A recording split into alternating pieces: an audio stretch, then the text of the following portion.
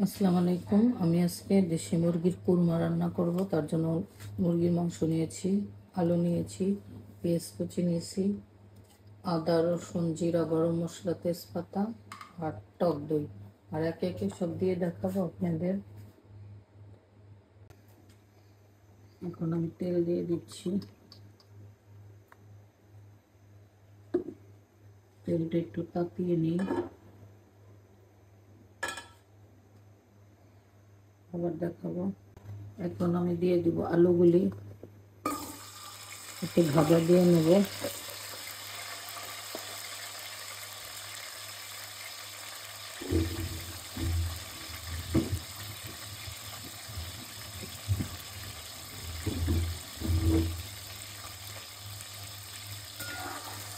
আলুগুলি হালকা ভাজা দিয়ে নেব। কুরমার আলু ভাজা দিয়ে নিতে হয়।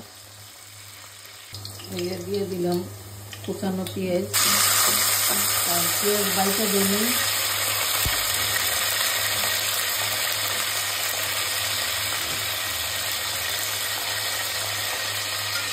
আলু উঠে ফেলতেছি।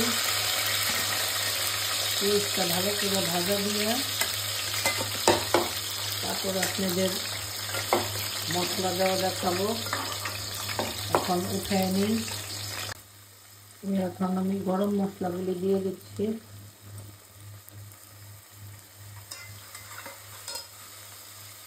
পেঁয়াজ আর গরম মশলার সাথে ভাজা হোক, তাহলে তরকারি কুরমাটা আলাদা সেন্ট বললে সেন্টের হবে। আর এখানে পেঁয়াজ বাটা দিয়ে নিয়ে কেন পেঁয়াজ কুচানো ছিল, আর কুচানো পেঁয়াজ দেওয়া হয় কারণ পেঁয়াজটাকে ভাজা দিয়ে নিলে পেঁয়াজটা নরম হয়। দিয়ে দেব আদা রসুন বাটা, জিরা,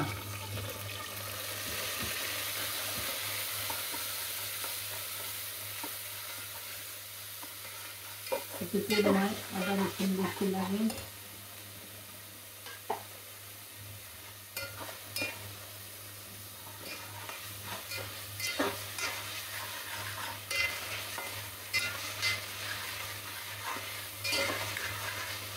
স্বাদ মতো লবণ,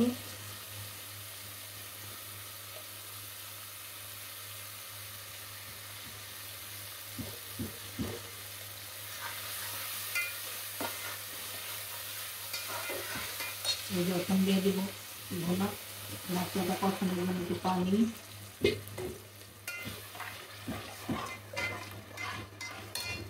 আবার পরে দেখাচ্ছি আপনার। এখন দিয়ে দেব টক দই।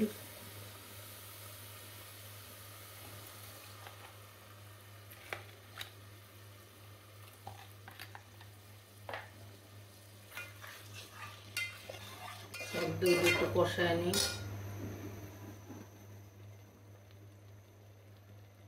কষায় নেওয়ার দেখাচ্ছি আপনার। এখন আমি দিয়ে দেবো সব মুরগি। মশলা কষানো হয়ে গেছে।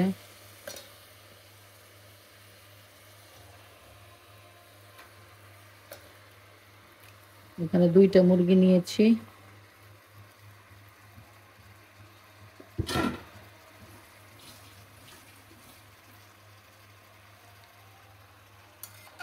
মুরগিটা ভালো মতো কষিয়ে নিই। মশলা কষানো হয়ে গেছে। তেল মাছ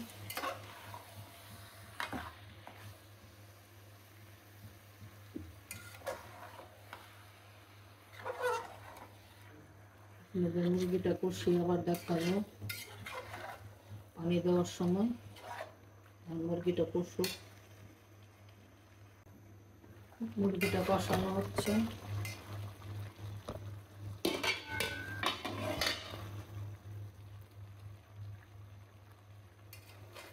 নাড়া দিয়ে দিলাম।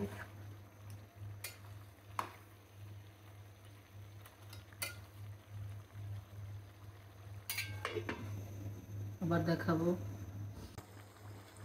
এখানে কাঁচা মরিচ আর ভাজা আলু দিয়ে দিল।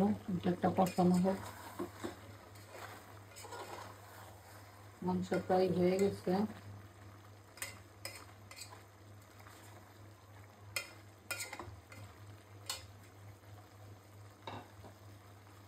আমার পরে দেখাবো। কোরমারে আমি ঝোলের পানি দিয়ে দিব।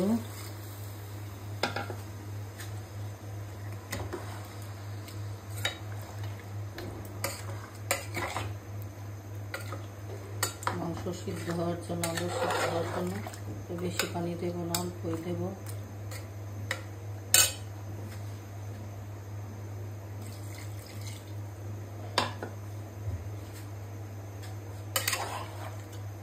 এখন আমি ঢেকে দিলাম। এই যে আমার প্রায় হয়ে গেছে, পরিবেশন করে আপনাদের দেখাবো। বলতে পারেন যে কোরমা রান্না করেন কেন, আমার বেবিরও খুব কোরমা পছন্দ করে, তার জন্য কোরমা রান্না। কোরমা একটু ঘি দিয়ে দিব, ঘি দিলে সুন্দর একটা সেন্ট আসবে। 2 চামচ ঘি দেব।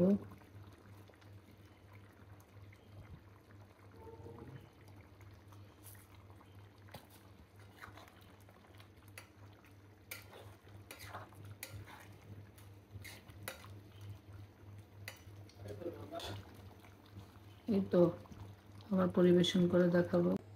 এই যে আমার দেশি মুরগির কোরমা হয়ে গেছে, আলু দিয়ে ঝোল রাখছি। ঝোল আমার বেবিটা পছন্দ করে, এই জন্য। যদি আপনার এই রেসিপিটা ভালো লাগে তাহলে সাবস্ক্রাইব করবেন, কমেন্টস করবেন, শেয়ার দিবেন এবং সুস্থ থাকবেন, ভালো থাকবেন, আমাদের জন্য দোয়া করবেন। আসসালামু আলাইকুম।